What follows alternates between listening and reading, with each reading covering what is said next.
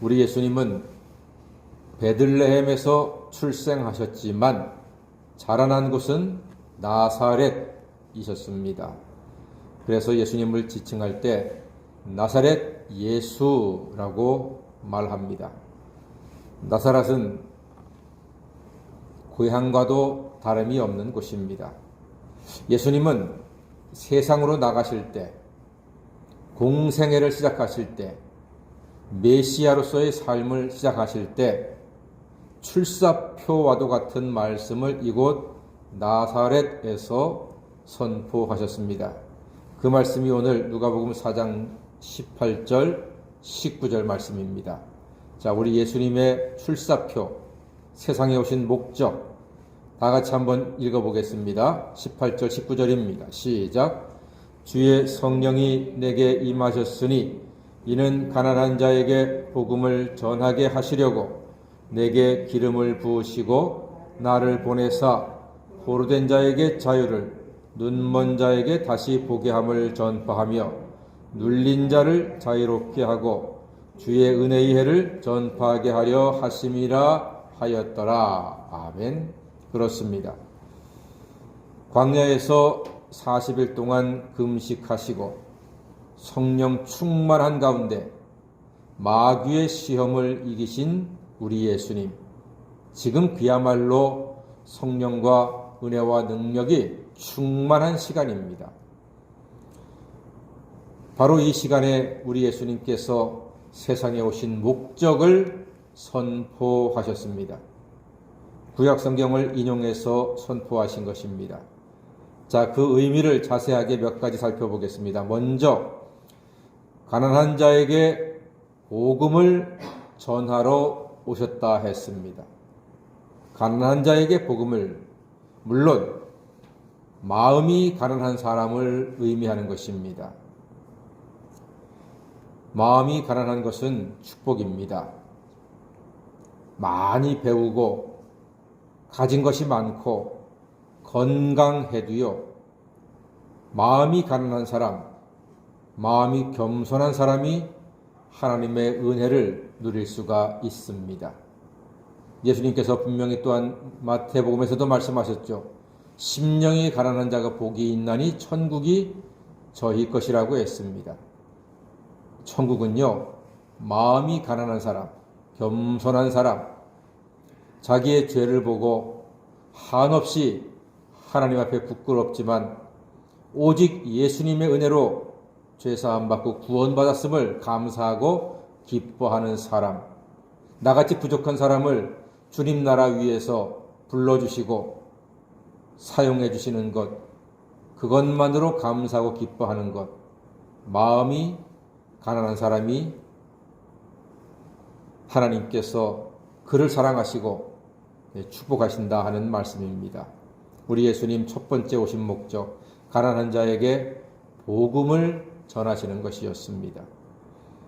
두 번째로 포로된 자에게 자유를, 포로가 된 자에게 자유를 주신다고 했습니다. 사람들은 어딘가에 포로가 되어 살아갑니다. 혹은 물질의 포로가 되고, 혹은 건강의 포로가 되고, 혹은 지식의 포로가 되고, 혹은 명예의 포로가 되고, 혹은 관계의 포로가 되어 살아갑니다. 사람이 왜 포로가 될까요? 사랑의 포로라고 하는 말처럼 너무나 지나치게 좋아해서 집착하게 될 때 포로가 됩니다. 남자분들은 새 차를 사면은 그 차가 완전히 신주단지죠. 끔찍이도 아낍니다. 아들이 차에다가 뭐 이렇게 대고서 장난감 대고서 찍 끌면은 달려가서 애 뒤통수를 한 대 탁 치죠. 야 이놈아, 이게 얼마짜리 차인데 하면서 호통을 칩니다. 애가 중요해요? 차가 중요해요? 당연히 애가 중요한데 새 차 사면은 남자들은 차가 더 중요합니다. 다 그렇게 비슷한 마음이죠. 그러다가 이제 기스가 한번 딱 나면은 그때부터는 마음이 편안해집니다. 사람은 집착하게 되면은요, 주인 노릇 못하고 종 노릇합니다. 예수님을 사랑하고 의지함으로 예수님 안에서 자유를 얻고 누리시는 하나님의 자녀가 되시기를 간절히 소망합니다. 세 번째로 눈먼 자에게 다시 보게 함을 주신다고 했습니다. 물론 예수님은 소경의 눈을 뜨게 하셨습니다. 하지만 그게 다가 아닙니다. 멀쩡한 눈으로 하나님의 창조와 하나님의 은혜와 하나님의 능력을 못 보는 눈뜬 장님들의 눈을 뜨게 하십니다. 영안을 뜨게 하시는 것이죠. 그래서 물고기에 목숨 걸던 어부가 사람 낚는 어부가 되게 하셨습니다. 또 돈에 목숨 걸던 수전노 삭개오가 목숨 같은 돈을 이웃을 위해서 풀게 하셨습니다. 눈이 밝아져서 하나님을 보게 되고 하나님의 은혜를 보게 되면은요, 사람들은 자기가 아끼던 것을 하나님을 위해서 내어놓을 수가 있다는 말입니다. 우리의 영안이 밝아져서 예배하고 기도하고 찬양할 수 있는 이 은혜를 주신 하나님께 감사드립니다. 네 번째는 눌린 자를 자유롭게 한다 했습니다. 눌린 자를 자유롭게. 우리 예수님은 인생의 짐과 죄의 짐에 눌린 사람들에게 자유를 주신다고 했습니다. 수고하고 무거운 짐진 자들아 다 내게로 오라. 내가 너희를 쉬게 하리라.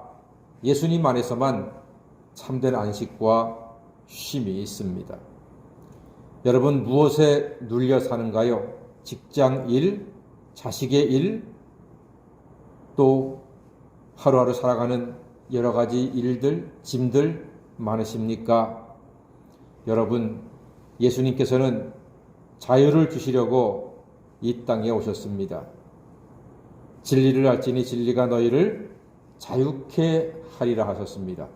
예수님 안에서만 참 자유가 있습니다. 버스에 타면 우리가 짐을 내려놓습니다. 예수께 오면은, 예수 안에 타면은 인생의 짐을 내려놓으셔야 합니다. 다 맡기는 것입니다. 다 맡기세요. 내가 지고서 비틀비틀 고통스럽게 가지 마시고 맡기세요. 잘 되면 하나님 감사합니다. 안 되면 이것도 하나님의 뜻이니 감사합니다. 할렐루야. 맡기세요. 다 맡기세요. 뭐든지 내가 원하는 대로 다 되는 게 세상 아닙니다. 내가 원하는 대로 다 되면 우리가 살 수가 없습니다. 하나님께서 하나님의 뜻대로 내 인생을 주장하시도록 맡기십시다. 기도하고 맡기고 참 자유를 누리시는 우리 모두가 되기를 간절히 소망합니다. 그리고 다섯 번째로 주의 은혜의 해를 전파하게 하신다 했습니다. 주의 은혜의 해는 휘년을 이야기합니다. 휘년은요 50년마다 오게 되는데 모든 종들이 다 해방되어서 자유케 되는 것이 휘년입니다. 우리는 예수 그리스도로 말미암아 죄짐에서 완전히 해방되었습니다. 율법에서도 완전히 해방되었습니다. 진리를 알지니 진리가 너희를 자유케 한다 했습니다. 진리는 예수이십니다. 예수의 십자가이십니다. 예수의 보혈이요 예수의 부활이 진리입니다. 그 진리로 말미암아 우리는 죄로부터 완전히 해방되었습니다. 예수님은 십자가에서 죽으심과 부활로 믿는 자에게 휘년의 완전한 자유를 주셨습니다. 그러므로 예수님 안에서 죄사함의 자유를 누리며 평강으로 하루하루를 승리하시는 하나님 자녀가 되시기를 주님의 이름으로 간절히 축원합니다. 아멘. 기도하겠습니다.